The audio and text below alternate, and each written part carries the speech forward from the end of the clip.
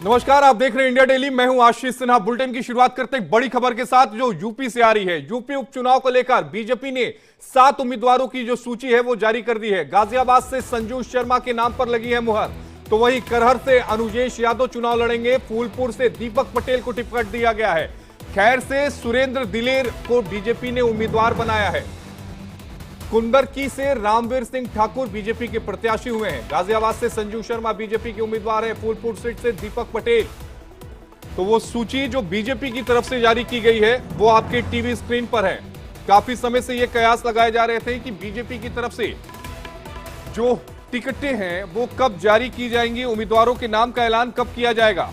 भाजपा ने इन जिन 7 प्रत्याशियों की सूची जारी की है उनमें से 4 ओबीसी के हैं, जबकि एक दलित और एक सामान्य बिरादरी से है। अग्रणी जातियों में एक ब्राह्मण संजू शर्मा और एक ठाकुर रामवीर सिंह को टिकट दिया गया है।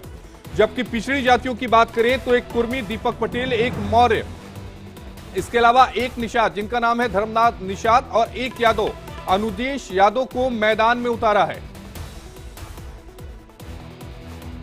इस वक्त की बड़ी खबर आपके टीवी स्क्रीन पर। बीजेपी ने 7 उम्मीदवारों की जो सूची है वो जारी कर दी है।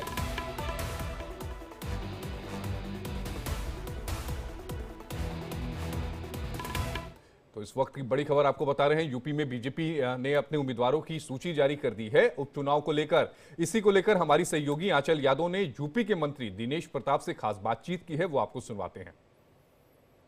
बीजेपी ने 7 सीटों को लेकर अपने उम्मीदवार घोषित कर दिए हैं, क्योंकि उत्तर प्रदेश में उपचुनाव है। चलिए बात कर लेते हैं। उत्तर प्रदेश सरकार में मंत्री हैं दिनेश प्रताप सिंह जी। सर, 7 सीटों पर उम्मीदवार जो हैं वो घोषित कर दिए हैं, उपचुनाव होने हैं, एक सीट अभी बाकी है, क्या कुछ आप लोगों की तैयारी? मैं शुभकामनाएं देता हूं सभी घोषित प्रत्याशियों को, जो भारतीय जनता पार्टी के प्रत्याशी हैं, कि ईश्वर उनको सफलता दे।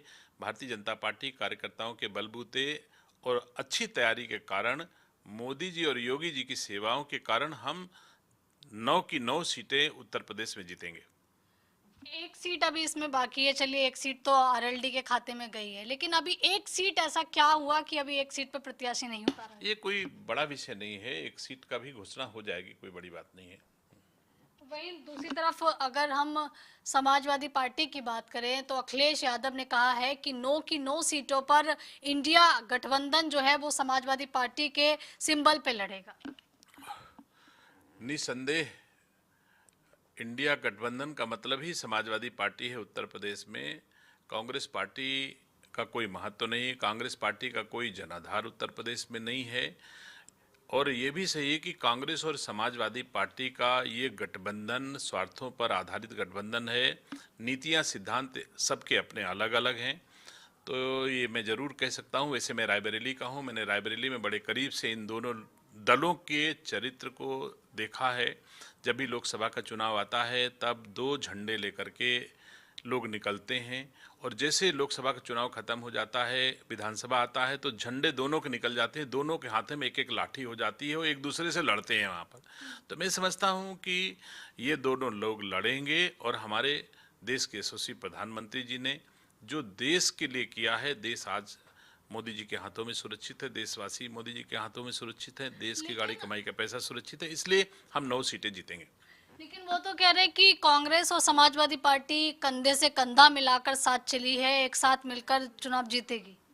हम कहाँ कह रहे हैं कंधा से कंधा ना मिलाकर चले। हम लोगों ने कंधे से कंधा मिलाकर के चलते हुए बुआ बबुआ को भी देखा है, कंधे से कंधा मिला के चलते हुए यूपी के 2 लड़कों को देखा है, और फिर कंधे से कंधा अलग होते हुए हम लोगों ने देखा, और फिर कंधे से कंधा मिला है। और कब तक ये कंधे से कंधा मिला रहेगा ये भी देखेंगे हम लोग। साथ ही ये एक फोटो ट्वीट की है अखिलेश यादव ने राहुल गांधी के साथ, इसमें आरक्षण बचाने की बात उन्होंने कही है, देश को आगे ले जाने की बात कही है, सौहार्द बचाने की बात कही है।